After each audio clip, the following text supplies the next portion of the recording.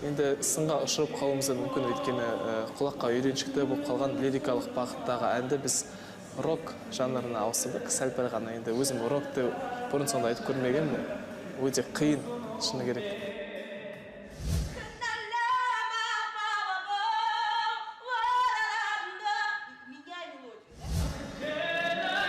Қорқынышта бар, сенімділікте бар.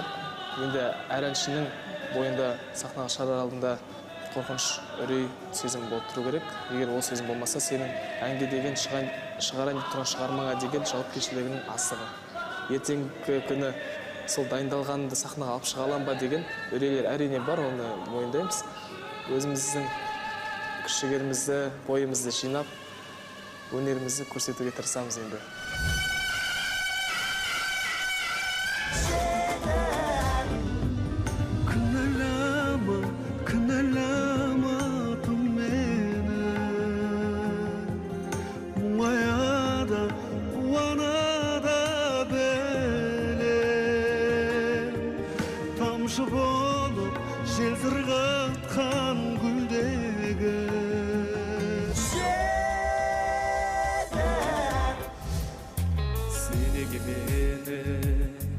Айыптайсың жарығым, келмеген еді қателікті танығым.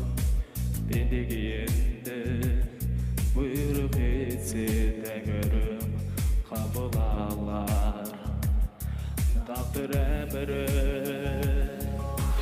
Ұйықтаудан жолдар жазған заң шығар, биік дарманым оғанда бір ән сыңар. Сүйіп қалғаным жүрегімді шаншылар, қошайтысың көзден тамшылар. Кінәлама, кінәлама мені, мұңаяда қуанада білем. Тамшы болып жесір қатқан гүлдегі, үмітімнен тайып құлап жүрем.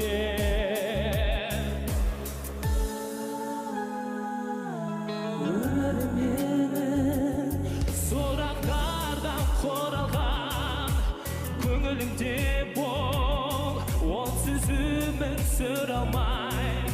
Сезімнің менің шырақ жағып тұраудан, осынумен тағы бір арман.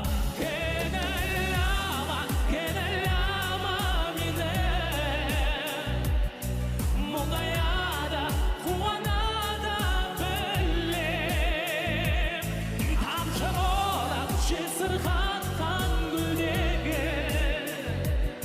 үмітімнен тайып құлап жүрем.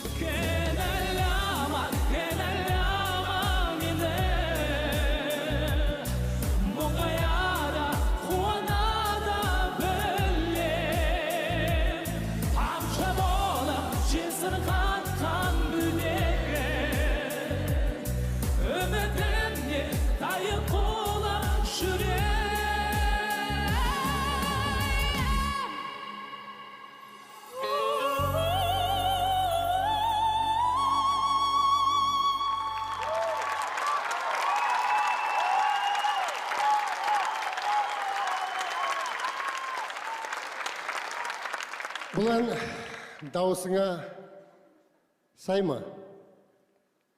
Сай ма, сай емес пе екенін оны білмеймін, бірақ дегенмен Мейрамбек ағамыз айтып кеткен әндерді айту үшін біз секілді 20 жасар әншілерге үлкен жүрек керек, өзі қатты қобалжын шыным керек. Тоқтар, Димаш тапсырманы қалай орындады? Егер сен бұлай өзгертетін болғанда бұл әнді алмай қоюың керек еді. Бірақ, ал енді сен бұны дәл осы қаз қалпында орындағаныңда бұны керемет орындайтын ең. Себебі мен талассыз сенің дауысыңа өте тәнтімін, ризамын. Сен болашақта осы Мейрамбек ағаң сияқты мега жұлдыз, бұл қазақ дейтін халықтың маңдайына біткен бір дара жұлдыз болуыңа мен тілектеспін. Аман бол. Үлкен рахмет. Сіздің жолыңызды берсін аға. Майра Мұхамедқызы, Димаш әннің бағын аша ала ма екен? Димаштың мен таңғалып отырмын.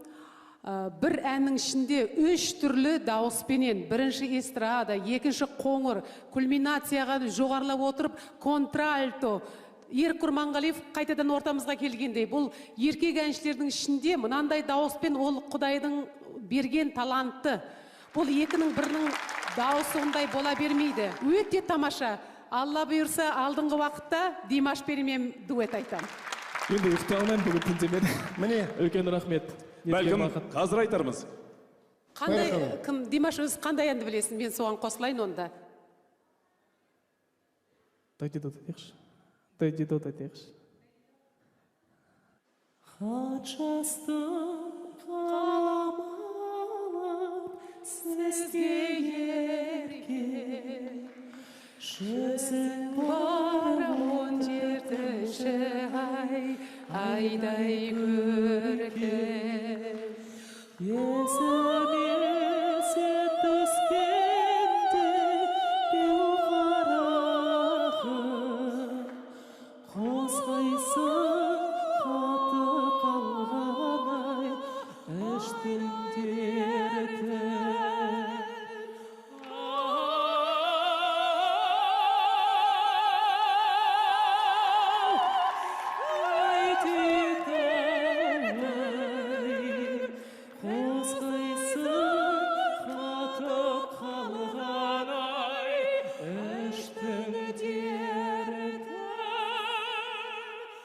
Рахмет.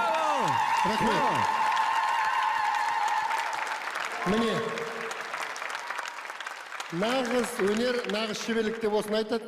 Алтеке, өзіңіздің пікіріңізді білдірсеңіз. Айналайын Димаш, енді не айтам, мынау жобаның сен бір жұлдыз болып тұрған сияқтысың. Жаңағы сенің алған диапазоның тіптен 2,5 октавадан Майра апаң айтты ғой, контральт деп, контральттан да жоғары сопраноға жеткен сияқтысың. Енді алдыңнан жарылқасын, өнердің биігінен көрін, ал бүгінгі әнді сен игерген сияқтысың. Және бір әдеме қырынан көрсеткен сияқтысың. Рахмет. Майра ханым, Димаш Мейрамбектен асырып орындады ма? Жоқ әрине.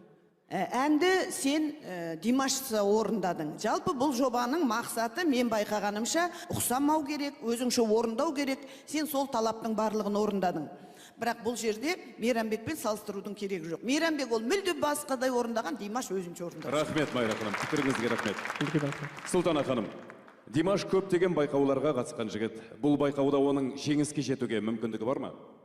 Я против того демонстрирования своих всех вокальных данных, возможностей в одной песне. То есть беда всех наших исполнителей с хорошим диапазоном, они втыкают в одну песню все.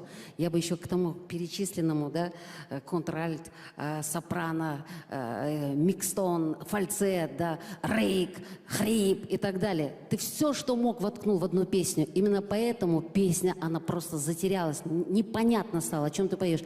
Где сама песня, где само исполнение, где то, что слух ласкает. Понимаешь?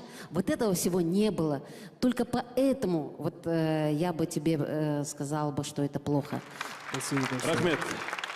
Мейрамбек, классикалық бағытты сүйетін Димаш лирикалық шығарманы еңсер алды ма?